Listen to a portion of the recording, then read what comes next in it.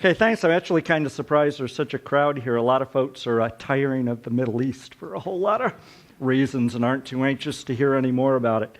The short description for this discussion was going to be Arab Spring. Really, this is kind of what I'm going to talk about. It's a little bit bigger picture. It's about the region in this transition. And being a policy wonk, we're going to wrap up with how, one person's view of how these events are impacting American foreign policy. For those of you who don't know, I'm the course director for 2302, your National Security Policy and Strategy course. Like a lot of faculty here, I'm a retired Army colonel, Middle East FAO. My fascination with the region actually began at West Point with a mistaken impression that I still needed to take a foreign language, even though I had kind of validated the French piece. And it was the first year they were offering Arabic. I was kind of bored with French. Arabic sounded kind of cool and different. So I ditched my engineering plans to actually focus on Arabic and really got hooked when we did a first cadet exchange with the Royal Jordanian Military Academy. And that really hooked me into the region. Did my master's work at Georgetown in Arab Studies, tours in Tunisia, Egypt, and Jordan as a Middle East FAO. And then I spent a little over 6 years on vice presidential staff working foreign policy issues, for the most part Middle East, a little bit South Asia. And because I was uniformed at the time, I did it for both Gore and Cheney, so you can love and hate me or whatever, your choice. So that's enough for me. If I do, the plan is to talk for about 45 minutes and then leave some time, for questions. As a policy guy, I have a tendency to talk in 30-second sound bites. So if there is something that's not clear to you, I don't address something on the PowerPoint that you'd like to flush out a little bit, or you violently disagree, with anything I've got to say, go ahead, chime right up. We'll just get that out and we'll deal with it as we move forward. Basically, I'm going to talk about the regional context, what's going on, at least my perspective of it, and again, close with policy implications. I do think, these developments are potentially, and I'd underscore potentially, the most significant political developments that have happened in the region really since the collapse of the Ottoman Empire at the end of World War I. That's not a guarantee, and we certainly don't know which direction things are going yet, but I think the potential is there, why it's worth some time talking and thinking about. Actually, as I was kind of thinking about an assessment, and I like to do bottom line up front in terms of where things are going, I just came across, a quote from Dickens, and it just seems so appropriate to what's going on in the Arab Spring. Even the terms, Arab Spring, that's so hopeful and optimistic. And then folks now are bandering about, the term Arab Winter. It's dismal. It's going in a bad direction. It's going to end up worse than it ever was. And there are a whole lot of tensions that are really being debated internally in the region. And, so there was a thought that, and it may well be, that, hey, this is the best bet for representative government, bring long-term stability to the region. But of course, as you're looking around the region now, that's not certainly what you see. What you see is this apparent chaos just, sweeping through the region. It does take place in kind of the wake of these failed prior, ideologies. Secular nationalism, there's a large view that that's failed, hasn't delivered aspirations to the Arab peoples. Pan-Arabism, similarly, and some folks are arguing even Iraq in terms of a democracy, and a lot of folks in the region themselves are looking around and going, I'm not so sure that's a model we want to emulate right now. It's not working out. So there's this huge struggle between competing ideologies in the region. Certainly there's a rising tide of Islamism and a potential that things could turn more toward a theocracy like you've got in Iran, Persian country. Parallels aren't exact. There are a lot more differences probably than similarities. But, certainly that's a possibility here. You've got the real possibility for maybe building peaceful, pluralistic societies here. At the same time, right now, you've got a rising tide of sectarianism that are tearing countries apart. And then lastly, of course, there's a potential that, again, if stability ultimately comes out, if representative governments come out of these upheavals. That could actually be a boon to the region, might actually lead to some genuine prosperity, but that's not guaranteed. We'll talk a little bit about all the social, economic, and political pressures that are really burdening the region and are going to burden any governments that come out of this. I do spend some time talking about context, and the reason I do it is here, and these are quotes from Chairman General Dempsey, and they were actually included in my course, but I think they do, particularly after having worked in the interagency. I mean, these quotes really resonated with me. I mean, you come to the table, yes, you've got to have a handle on what that current particular issue is that's being discussed around the table, but really the valuable participants and contributors to the discussion are those who can bring that broad context and perspective to the debate. And so that's why I'm going to spend some time, more time focusing on the regional context for you and a little bit less time on the policy implications, but hopefully that logic will flow. And if it doesn't, let me know.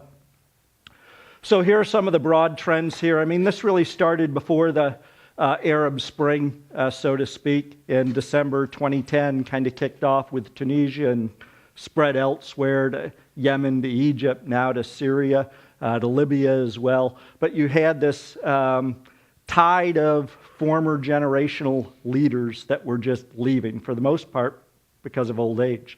They were dying off, and you had their sons replacing them in, Jordan and Morocco, and in Saudi Arabia and some of the other Gulf countries. And of course, now you've got the republics that have been seized by these upheavals, and those folks are leaving the scene as well. So that's one key trend I think you need to keep in mind. You do have this rising tide of sectarian conflict. Personal take is that's actually one of the second, third order effects of U.S. intervention in Iraq. I mean, when we, placed the Shias in charge, that raised the hackles of a lot of Sunni countries, and they were very concerned about that. So that kind of, not that we created those sectarian tensions at all, but taking the lid off really allowed things to escalate, and that's just a fact that's common to the region now, and we have to keep that in mind when we're thinking about how things are going to unfold in the future. And then you've got some geopolitical trends as well here. And I highlight some of these in the slide here. You've got the global recession. We'll talk about the socioeconomic challenges. You've got concern about an emergent Shia crescent with the connections, between Iran and some of the Shia majorities and minorities in the country, particularly in Lebanon, Bahrain, etc.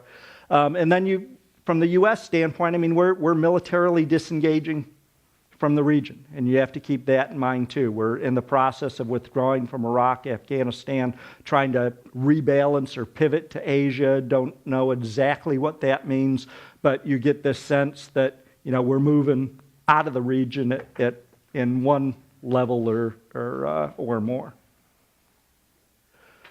You do have these competing ideologies, and I kind of present them here really in just chronological order. But Islam, the spread of Islam, what's created the Caliph, it's certainly the narrative that Al-Qaeda and some of the extremists are portraying, and even the moderate Islamic parties. And I mean, and the logic is, look, we achieved our greatest apex in terms of political, military, economic, social accomplishments when we were a caliphate under Islam. And we've got to return to that if we hope to be great once again. And our failure to adhere to Islamic principles, our subordination to Western imperial colonial countries is really what accounted for our demise. So there's this powerful, narrative going on in the region that's competing for influence.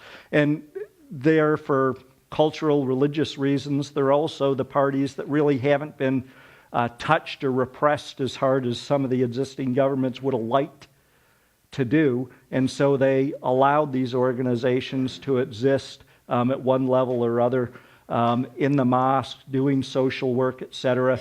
So logically, these are folks who have an existing framework. They deliver social services, and they're going to be the ones who are best positioned, at least initially, to take advantage of free and fair elections. And you saw this in the West Bank, Gaza with the rise of Hamas, And you're certainly seeing it, in Syria with the rebellion there. You're seeing it in Libya as well. So that's likely to be a trend that's going to gain momentum here, and we're going to have to figure out how we deal with that. Pan-Arabism actually kind of got a boost. This was one of the things a lot of analysts had written this off. Arab League was a weak, inefficient, ineffective organization, and since Gamal Abdel Nasser kind of vacated in the 1950s, that was the peak of Pan-Arabism. Well, that had gone by the wayside. But one of the things that really struck a lot of observers of the region was how these uprisings quickly spread throughout the region, and that's given a little bit of a boost, I think, to Pan-Arabism. And there have been some studies of public opinion polls as well that kind of, bear this out. I mean, Shibli Telhami just released a book through Arab Eyes, and, you can see this in his surveys over a 10-year period, where this sense of identity as being Arab and belonging to a larger nation is actually on the upswing right now. You have these state-based nationalist governments, and there is a sense of being Egyptian, there's a sense of being Lebanese, there's a sense of being Yemeni, and that's, still got a hold, and certainly has been in the 20, 30 years most of these countries have been independent. And then probably weakest and most recently, there is some historical experience with Western democracy in the region. Not really recent and really hasn't taken hold, and of course it's something U.S. policymakers are hoping we can, push things in the direction of that, but that's going to be a big challenge. Here's a broad look at these socioeconomic challenges, and briefly we'll go through and highlight some countries here. But you see just the chronic unemployment. Look at those high levels. When you talk about a recipe for social unrest, upheaval, revolution, I mean, all these categories are just danger signs that have been flashing in the region for some time.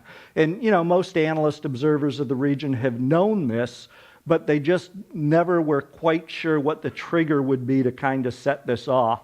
And so most of us were taken by surprise when things in December of 2010 in Tunisia, just by the self-emulation of Abazid, kicked off this whole uprising throughout the region.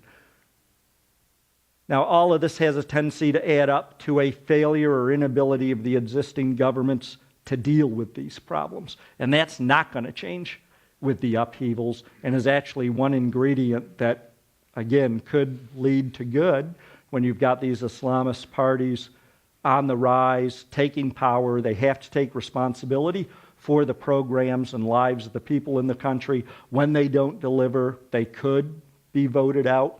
And, it may be a force for moderation in the region. On the other hand, this crushing, overwhelming poverty could be just a continued recipe for upheavals and revolutions. And then the information revolution played a part in all of this, I think, and certainly in allowing people to actually be able to organize and meet. They could send Twitters, they could make Facebook posts, say we're going to protest in Tahrir Square on this day at this time, and they could do that. So that was some enabler of political organization, and that could be a helpful trend in the future. But as we know from the NSA programs and others, there are also powerful programs out there for figuring out what folks are doing that governments can use and actually obstructing or repressing those connections as well. So that's going to cut both ways. But the bottom line here, I think, is you have this tide of rising expectations. Folks in the region, I mean, they've got Al Jazeera, they've got Al Arabiya, they've got access to BBC now, and so they know how the rest of the region, how the rest of the world is living, how things are. And so you've got these rising expectations, you've got these overwhelming social economic problems, and those are bound to clash and lead to some level of crisis, struggle, and instability or chaos in the worst case. Now again, just an example, I mean, when, if you're a strategist, you can look at the region broadly, and we should, but strategy is also about making hard choices. So you have to decide where you're going to focus the effort. And all I want to do here is just give you a sense for the scale of the problems and which countries, have the largest challenges ahead of them in each of these major categories. And most of these figures are taken from the CIA World Fact Book as we go through this. Not all of them, because some data was not existent there, so I had to pull from other sources. But generally, you can just pull up the CIA World Fact Book and see this. But, a bigger country is going to have bigger issues with these problems, and I rank them all kind of from at the top. These are the countries at risk, all the way down to the bottom. But as you take a look at what countries we're going to need to focus our efforts on, Egypt, Iran, Algeria, and Iraq just kind of jump out at you by orders of magnitude, and then the smaller, wealthier Gulf countries, probably not. But they've got some wherewithal to handle some of this. Look at some of the ethnic-religious divides. That's a classic telltale indicator of things that are likely to go badly. These are kind of my, yes votes. They're certainly challengeable, contestable, but they're, with Bahrain, you've got a Shia majority, some would say minority. In Egypt, you've got the Christian Copts, about 10%. In Iraq, most folks know Sunni, Shia, Kurds. In Iran, you've got some important minorities who are Azeri Turks, and you've got a Kurdish population as well. Lebanon, again, you've got this whole confessional agreement that's arguably outdated by the population distribution, but they formally divide the government by position to the ethnic groupings. You've got Maronite Christians, Shia and Sunni groups there, Sunni groups as well. Most folks now on the news realize what the sectarian divides are in Syria. And in Saudi Arabia, you've got an important Shia minority in the eastern province where most of the oil happens to be concentrated. So even though it's a relatively small minority, it's in a strategically important area of the country. So these are another, indicator to just look for. The youth bulge is a huge challenge for these countries. You can see in the, down here is kind of the U.S. population chart. Pretty stable, pretty balanced. You've got a roughly equal mix, across the age groups. But then you take a look at the case of, Yemen here, and you can see just the huge youth bulge here. And you can imagine the challenges you're going to have in terms of, creating jobs for all these folks as they come to be, job eligible, and they need to provide for a family, hope to get married at a decently young age with a dowry, etc., and the education problems, etc. So huge problems these countries are gonna face, and you can see them rank ordered here. Yemen certainly at the top of the list here. Economics, again, if you're a poorer country, you're going to have a bigger challenge to meet here. So the most at-risk countries are up top, and it can give you a scale for the spread of economic wealth throughout the region. A lot of folks will, focus understandably on the Gulf countries, but not every country in the region is a major energy exporter, so they don't have access to that. So you certainly have a number of poor countries who are going to be, struggling with economic issues here. Youth unemployment is a big one. You get a combination, particularly of young men who don't have jobs and are not adequately employed, and that's a recipe for trouble, anywhere you have it, whether it's inner city here in the States or whether it's in the region here. But that will give you a scale of the huge, challenge that these countries are facing here with unemployment. Just abject poverty in a lot of countries of the region here. And, I've given the percentage of the population that lives beneath the poverty line, and pretty stark, numbers here. When you've got half your population in Yemen living under the poverty line, that's going to be, tough. Economic inequality, this isn't a perfect measure. You take a look where the U.S. is, and again, the perfect inequality is 100. 0 is perfect inequality, so you want to be, at the lower end of this particular scale. And you see the U.S. is actually higher, than these other countries. So it's not a guarantee of instability by any stretch, but it's just another indicator that you can look at.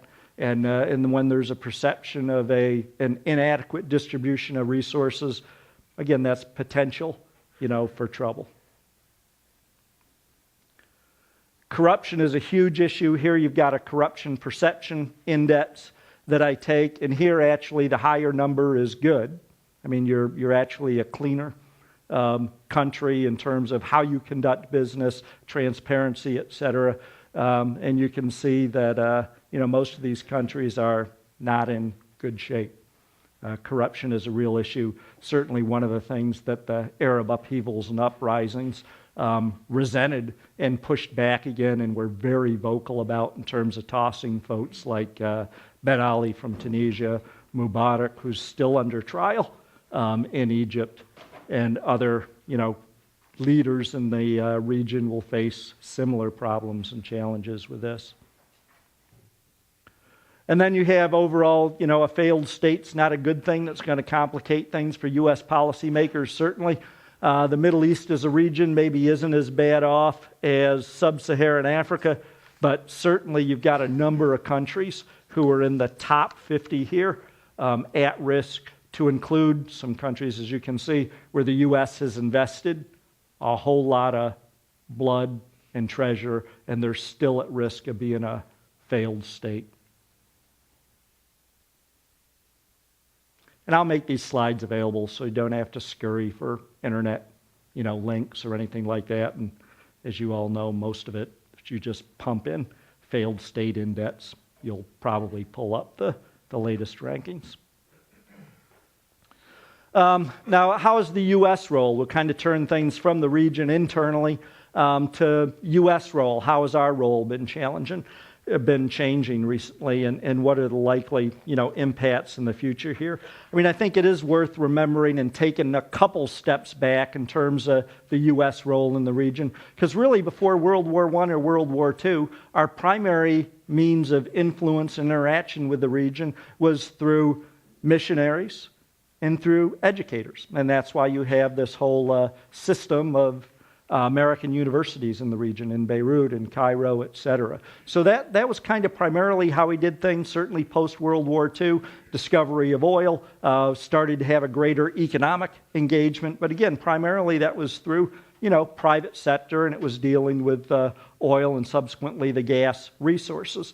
And it was really only post-Desert Shield, Desert Storm that we became kind of the dominating military presence in the region. And we, never really kind of diverted from that. I mean, we just maintained a huge military posture in the region.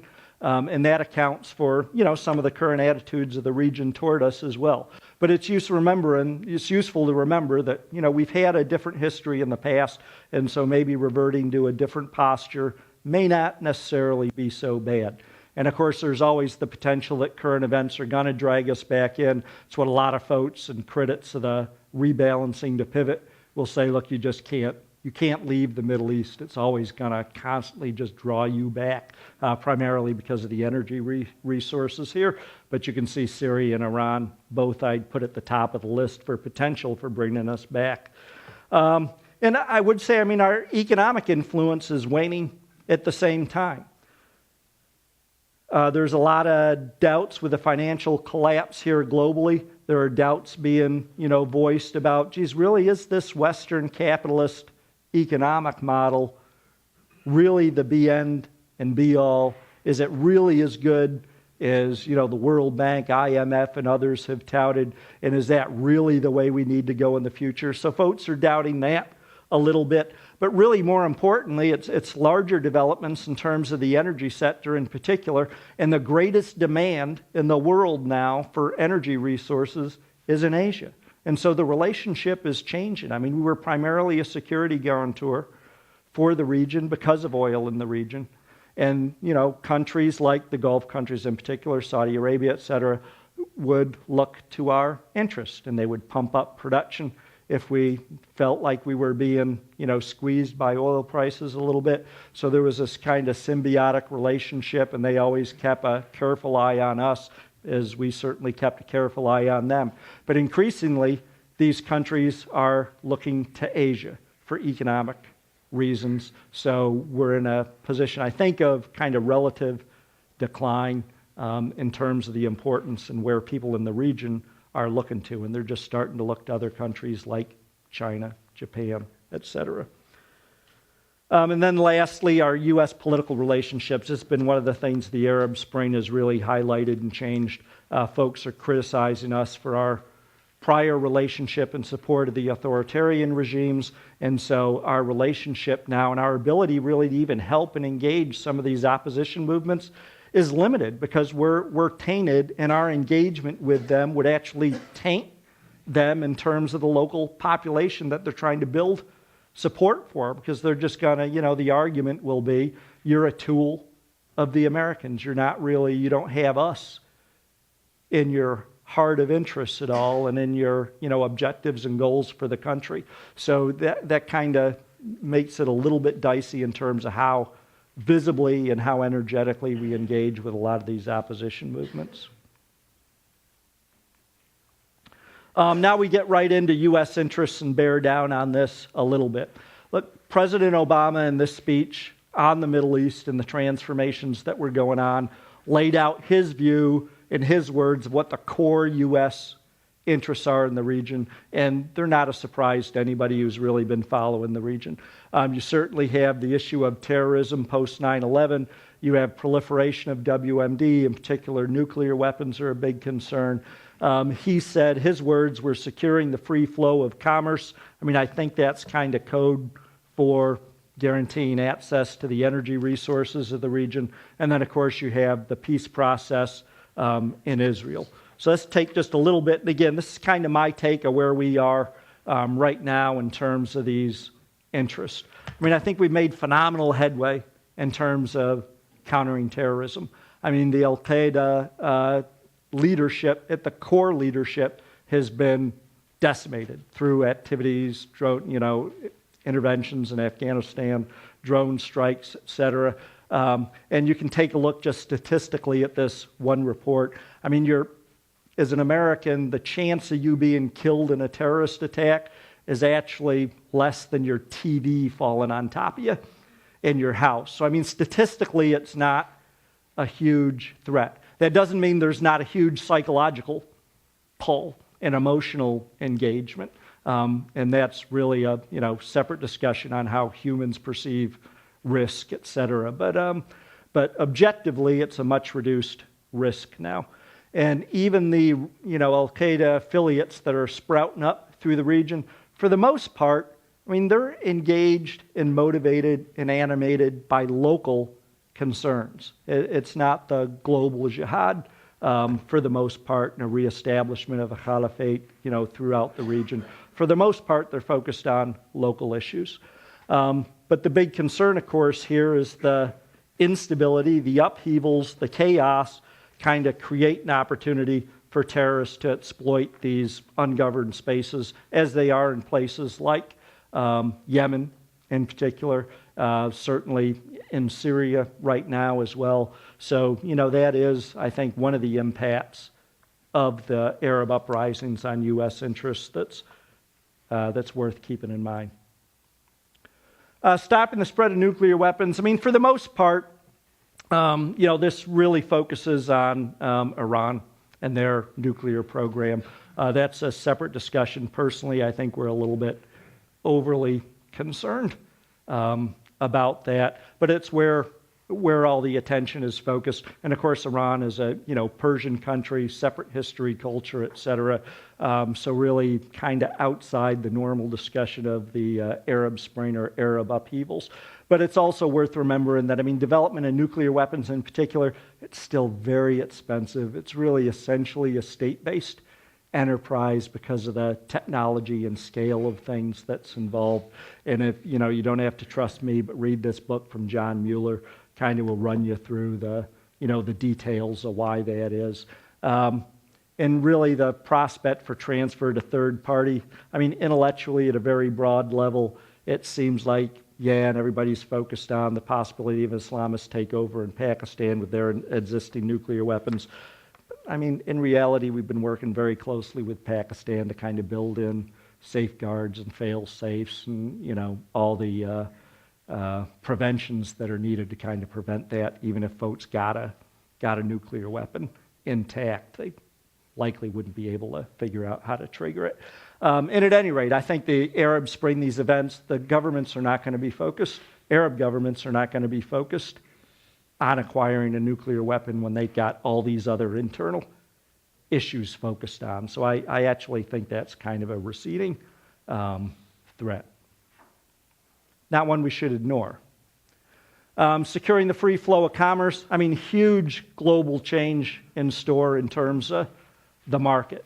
And you can just take a look at this Energy Information Agency. It's a subcomponent of the U.S. Department of Energy. You can take a look at this report, but this is kind of their prediction here. But, you know, and it has a lot of local resonance here with the shale and production of that. But they're actually predicting that we'll, by, as you can see, as early as 2020, we may well be energy independent. So if oil has been, you know, a key driver for our engagement in the region, that will be less so likely in the future. Doesn't mean we could ignore it, because it's still a global commodity traded on global prices. And a lot of our allies like Japan, Korea are fundamentally dependent on that Middle Eastern oil. So if they can't get it at reasonable prices, their economies are going to be, affected substantially. And as we all know from the global collapse here, all the economies are linked together. So we're gonna bear some kind of impact from anything, even if it's not directly toward the United States. So we can't totally divorce ourselves from this, but as an objective matter, our dependence on Middle Eastern oil is heading downward. I do think the instability, though, generated by the Arab Spring is going to keep prices high. That's always been, an issue with global oil supplies. If you follow the market, I mean, it's what they call a fairly tight market. There isn't a whole lot of excess production capacity, so just about everybody is pumping at close to full capacity. Saudi Arabia, by far, has the most headroom for increasing their production in the country, which is another reason why Saudi Arabia is such a key focus for us. But that instability can jack prices up. Certainly any threat of military engagement in the region, the prospect that some of those sources won't be available because of conflict, will jack the market price up as they anticipate, future decreases in supplies. Israel, I think in the short term, this is going to make life incredibly tough for the parties involved, but also for the United States as well. If you're looking at things from Israel's standpoint, you see the whole region around you just collapsing. It may have been yes, those were bastards ruling Syria, but they were our bastards, and we hadn't had a military confrontation with them since the 73 war. So, at least they kept things stable and kept a lid on. Well, now their strategic environment is much more uncertain, much more violent and volatile. And so the result, I think, will be that they're going to be, as a people and as a country and as a government, they're going to be less inclined to compromise, with the Palestinian, given that larger security environment. On the other hand, Palestinians can look around the region and go, look, oh yeah, we've got popular uprisings. These authoritarian leaders who kept a lid on the government's or the public support for the Palestinian cause are being washed away. So time maybe is on our side. Let's just see who comes to the fore. And if the governments are responsive to Arab public opinion and we'll have more regional support, that'll strengthen our negotiating position. So I think both sides, both parties directly kind of have decreased incentives for cooperation, and that decreases the likelihood of any success, which is going to decrease the incentive for any American president to engage in what is likely to be a failed effort. So if there's a party that could really engage and maybe bring agreement about, it would be the U.S., but I don't see anybody really willing to jump in. It'll have to be a presidential engagement. If it happens, President Obama's in his second term. That's kind of traditionally when, a lot of the impetus has been made for U.S. engagement. He does have Secretary Kerry, out pushing hard on this. But ultimately a lot of folks are just looking at the region and going, now's not the right time, particularly in the short term. Prospects for success are low. Why get involved in a failed effort? Now, long term, I think it's a different matter. And there are two really, excellent books I'd really commend to you. The first one, Pathways to Peace, was actually edited by Ambassador Dan Kurtzer. He's long time retired now, but long time U.S. diplomat. He's been an ambassador to both Egypt and Israel. He's actually speaking to you Monday afternoon. I think we invited him in, so he's coming.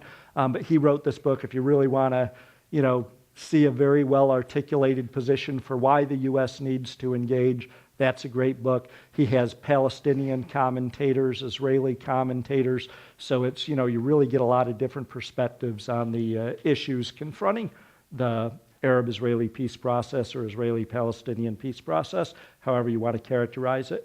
And the other book is by Shibli Telhami. He's an academic at Maryland and University of Maryland, and he's actually conducted 10 years, a decade's worth of interviews on Arab public opinion. And he just put out this particular book and kind of lays out the key findings he's found over the course of the decade.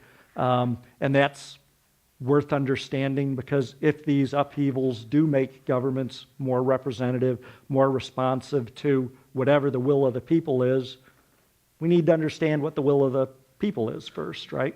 So that's a worthwhile endeavor. And again, I think, and kind of folks like General Petraeus, when he was at CENTCOM, actually admitted, look, this is a failure to resolve this issue is something that just holds U.S. policy back. It's a hindrance to U.S. policy. It's something that the extremists can keep in their, it's a quiver they can keep in their narrative for why, we need to be expelled from the region, et cetera. So we just need to, it's in our interest to see this resolved peacefully and amicably.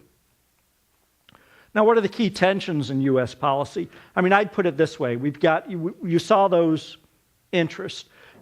Top three actually depend on stability. I mean, you need cooperation with the governments in the region to make serious progress in terms of energy security, cooperation on counterterrorism, and working at non-proliferation efforts to prevent WMD going to folks who we don't want to have it.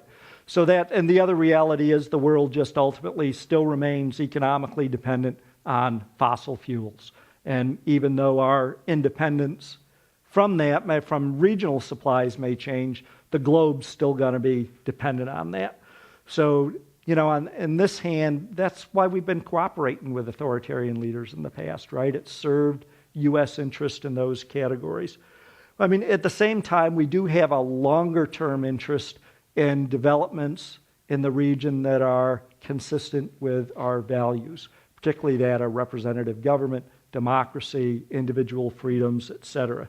And that's going to require expanding our contacts with civil society, but the authoritarian governments in the region don't want you to do that. So you've got this, tension. You can take a look at the whole debate they had in Egypt over this NGO law. I mean, folks were prosecuted, imprisoned, and sentenced to prison in absentia for working with American organizations promoting democracy. I mean, so this is a huge tension the U.S. government, has to resolve in terms of our interest here. And we've already talked a little bit about we're going to be doing that at a time when our influence in the region is actually on the downhill slope. So big challenge for us. And ultimately, I think we're going to find that the developments in the Arab Spring, they kind of highlight this tension between those short-term goals and interest and what we say are our long-term values and goals for the region. And that's just going to be tough for American policymakers to square those two circles. And ultimately, that's going to lead for even less support for U.S. foreign policy in the region. This is a book I already mentioned, but just take a little time to read that. And there are 2 points I'd underscore as you kind of read it. I mean, for the most part, these developments in the Arab world are driven by internal developments and internal actors. I mean, you haven't seen the burning of the American flag, the burning of the Israeli flag. This has been something that has genuinely risen from those local socioeconomic conditions. But at the same time, you can't totally divorce that from Arab opinions of what's going on around them, their worldview, their view of America and American policies. So there is a connection between the two. And one of the big arguments Talhami makes is, yes, the socioeconomic political conditions are a cause, but at base there's this sense that Arabs need to restore their sense of dignity, that they haven't been in charge of their own fate for a long, long time, and they're trying to reassert that sense of pride. And, if you listen to the chants and a lot of the squares by the protesters, I mean, you get that sense. In Egypt, in Tahrir Square, you would hear folks just saying, Fawq, Winta Misri, it's raise your head high. I mean, you're an Egyptian, so, these uprisings just gave them a renewed sense of pride. So the sense of dignity and pride is something that does play, and we need to keep that in mind. But speaking of, what do Arabs think of the world? And I'm just going to briefly, run through these, but I think this will give you a sense of the challenge facing U.S. policymakers. And I do think it is an issue of U.S. policy. When I was working at the NSC in the Clinton administration, we would have debates over public diplomacy in particular in the region. And we actually would kind of bring James Carville's comment, it was the economy stupid, was kind of their successful slogan. In Clinton's election, we would remind folks that it's the policy stupid. I mean, it's not a question of we don't have enough electronic transmitters in the region. We don't have enough broadcasters in the region.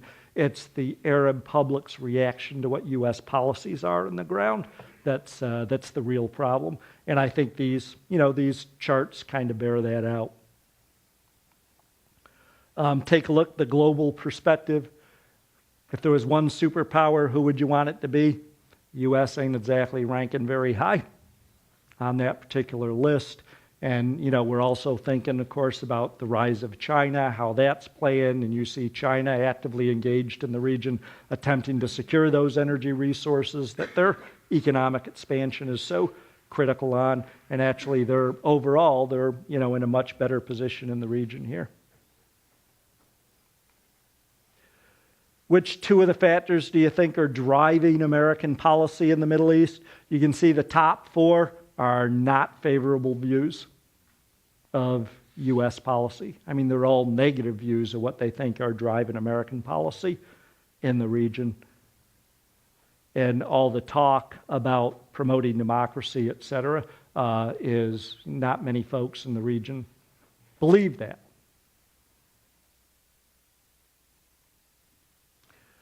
What 2 steps could the U.S. do to improve your opinion of the United States?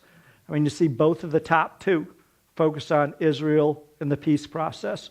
There are a lot of pundits and serious observers of the region who argue that the U.S. actually should ignore the peace process. And the basic argument, I heard Richard Haas at Council on Foreign Relations make this argument, the basic argument is, look, the uprisings are about local conditions.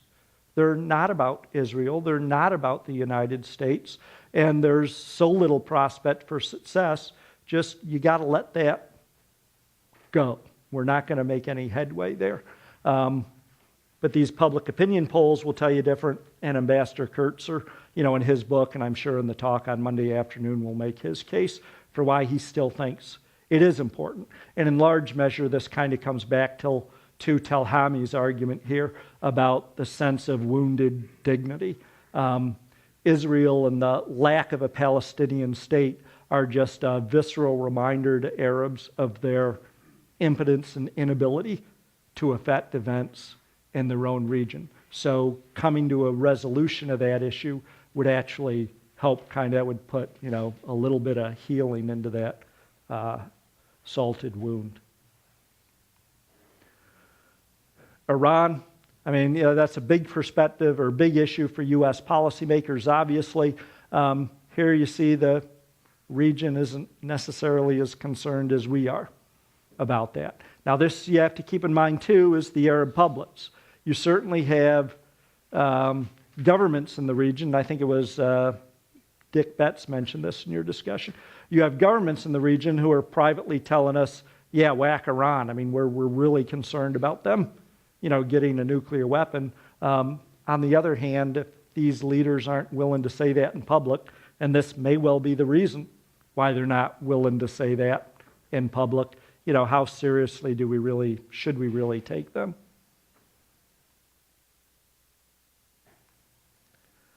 What do you think about if Iran acquires a nuclear weapon? Kind of a ho-hum. Yeah, if they do, they do. It's a mild concern, not a huge concern. So this question was asked of Iranians as well? No, he didn't do a survey in Iran. This is Arab countries. The Arab awakening. Who's your role model in terms of a type of government? You see Turkey leading front and center there. A lot of debate, obviously issues in terms of the future democratic nature of that government with an Islamic government in charge. But you see that's kind of the model they're looking to, and not as much to the United States. Now, this is good news. Look, are you optimistic about what's going on in the region or not? And, over half, despite the violence and uprisings, are actually optimistic. Yeah, overall, this is a good thing. It's a good development.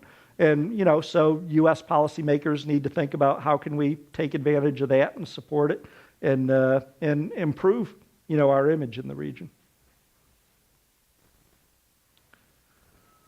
And then this again underscores, the theme. Look, mostly this is about local conditions. It's about our pride, our dignity, and our freedom to live in countries as we deem fit.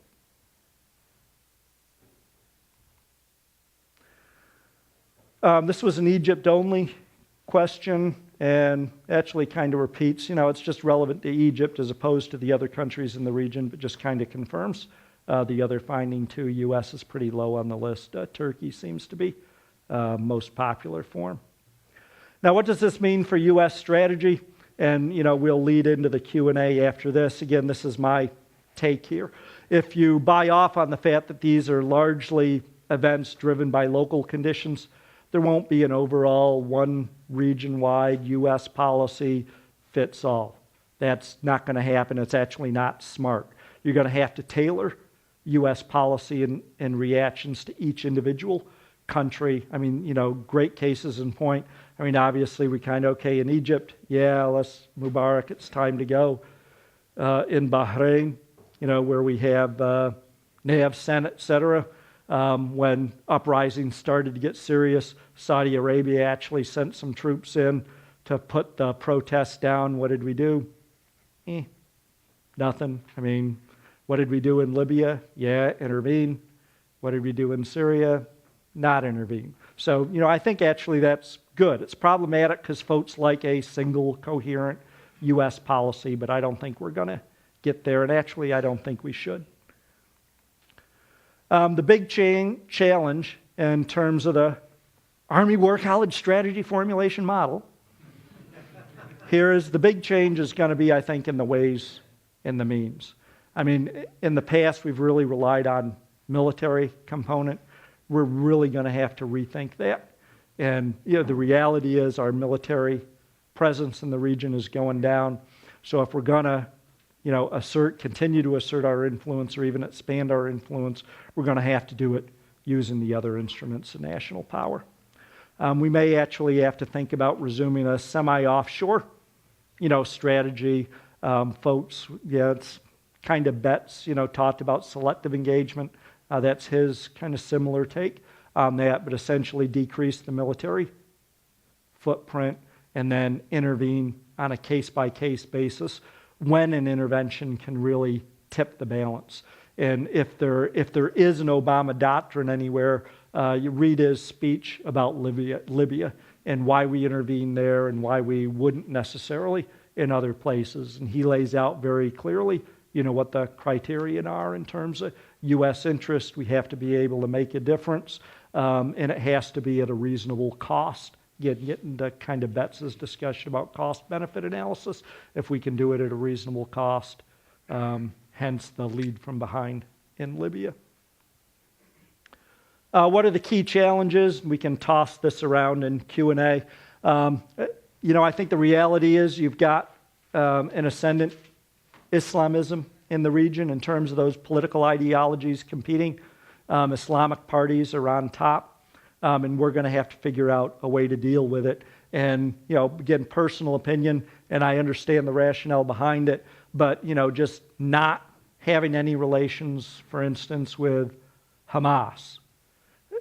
We're not engaging. That's not a recipe for success. And we have in the past figured our way around this. I mean, for the long time, neither the Israelis nor us engaged with the PLO either, but we found a way to do it, and ultimately it ended up, I think, being, pretty productive. So we got to figure out how to do this, and it's not easy, because what is Hamas? Is it a terrorist organization? Yes. Is it a social support humanitarian organization? Yes. Is it a representative, government, political party? Yes. So it's all of those three things, which, life's not simple all the time. We are going to have to kind of expand our contacts with civil society, and we don't do that really well. That means a new skill set for not only, military folks, and there's a lot of emphasis on, cross-cultural understanding, linguistic, et cetera, but I would argue even for State Department as well. I mean, they're no longer just writing cables, from the quiet of their office in the embassy. I mean, they need to have the skill sets to actually get out there and engage with people on the ground in their own language, being sensitive to the local culture, and really be able to get a better sense of what's needed and appreciated on the ground. Tough issue in terms of economic support to these transitions. I mean, revolutions don't go particularly cleanly or non-violently. And if these are revolutions, and, there's Arabs themselves use the word, thawra and thawrat, revolution and revolutions, to describe what's going on. So these emergent governments are going to need help dealing with these crushing socioeconomic issues. Otherwise, things stand a good prospect to heading further south. We as Americans, and that's kind of referred to this, we're not used to not being in the driver's seat, not calling the shots in terms of how things go. We're going to have to do a little bit better job of actually building consensus with European allies, et cetera, in terms of the right direction for U.S. foreign policy and activities in the region. We're just not used to that. We're going to have to get more comfortable with it. And then, again, I think these do, the Middle East peace process, yes, it needs to be solved, I think. We need to make progress on it for U.S. interests, but these upheavals just complicate that and make it less likely.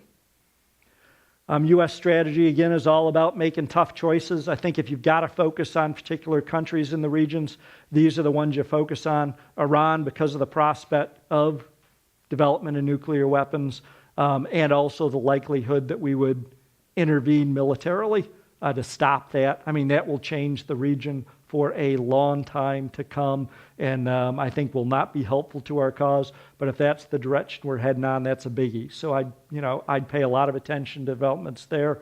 Egypt is huge just because it's still the populous, center of gravity of the Arab world. In a lot of ways, it's still the cultural and religious center of the region as well. Al-Azhar, is there in terms of a center for Sunni Islamic learning, and still a lot of the media, the culture, the plays, the literature. It's Egyptians who are really leading there. So Egypt is important. Israel for obvious reasons, and Iraq, if nothing else, because of our reputation post OIF. I mean, if all the effort we've invested there doesn't turn out well, that's a problem for us. Okay, so that's where I'd leave it.